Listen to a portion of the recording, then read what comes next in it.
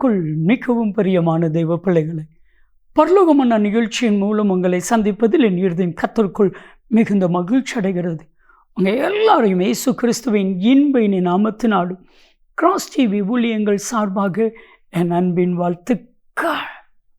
இன்றைய பரலோகமான தேவனே உன் அடைக்கலம். என் அன்பு தெய்வ பிள்ளைகளே, இன்னைக்கு கர்த்தராகிய இயேசு கிறிஸ்து மாத்திரம்தான் உன்னதமான அடைக்கலம். அவருக்குள்ள வந்த நீங்க ஒவ்வொருவரும் பாக்கியவான்கள், பாக்கியவதிகள். இன்னைக்கு அடைக்கலம், ஆண்டவர் தான் உங்க அடைக்கலம்.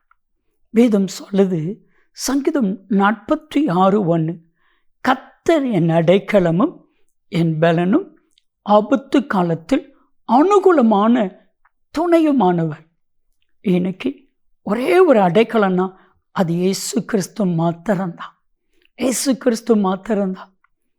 ஒரு வயதான தாயார் வேதனையோடு என்று சொன்னாங்க, பிரதர், எனக்கு 3 பிள்ளைகள் இருக்காங்க, 3 பிள்ளைகளும் என்னை விரட்டி விட்டுட்டாங்க. எனக்கு அடைக்கலம் ஒன்றுமே இல்லை, எனக்கு அடைக்கலம் ஒன்றுமே இல்லை. ஆனால் ஒரு கப்பலில் வேலை பார்க்குற ஒரு ஃபேமிலிக்கு, அவருங்க கப்பலில் வேலை பார்க்குறாங்க, இங்கே தூத்துக்குள்ள இருக்கிற ஃபேமிலிக்கு இவங்க சமைச்சு கொடுக்க ஆரம்பித்தாங்க.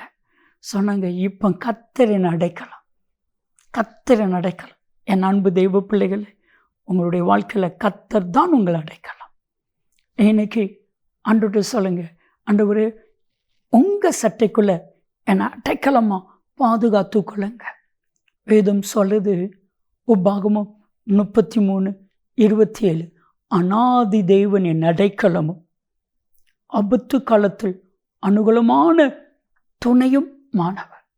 அநாதி தேவன் என் அடைக்கலம்.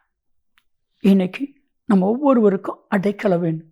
இந்த அடைக்கலம் என்கிற வார்த்தையை முதல்ல தேவனாய் கர்த்தர் உருவாக்கினார். தற்செயலாம் இழுது கைப்பிசகா தெரியாமல் யாரையோ ஒருத்தரை கொலை செய்துட்டாங்க அப்படின்னா உடனே அந்த மனுஷனை கொலை பண்ணிடக்கூடாது என்பதற்காக அடைக்கல பட்டணத்தை மோசே மூலமாய் கர்த்தர் உருவாக்கினார்.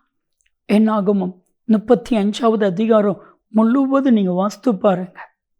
என்னாகமம் 35:25 நீங்கள் வாசித்து பாருங்க. கர்த்தர் அடைக்கல பட்டணத்தை உருவாக்குகிறது.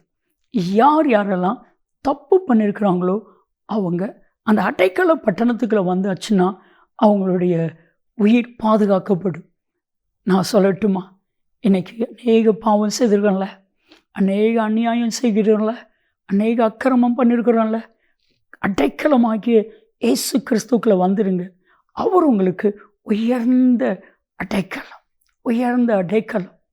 கவனிங்க, ஒரு மோவாப்பிய பெண் தன்னுடைய தெய்வத்தை விட்டுட்டு, தன்னுடைய தாய் தகப்பன், தன்னுடைய இனம் ஜாதி எல்லாத்தையும் விட்டுட்டு ரூத்துங்கிற மாமியாரோடு தேவ நாட்டுக்கு, தேவனுடைய ஜனத்தண்டைக்கு வந்தாங்க. அப்பந்தான் போவாஸை சந்திக்கிறாங்க. போவாஸ் அடைக்கலம் கொடுக்கிறான்.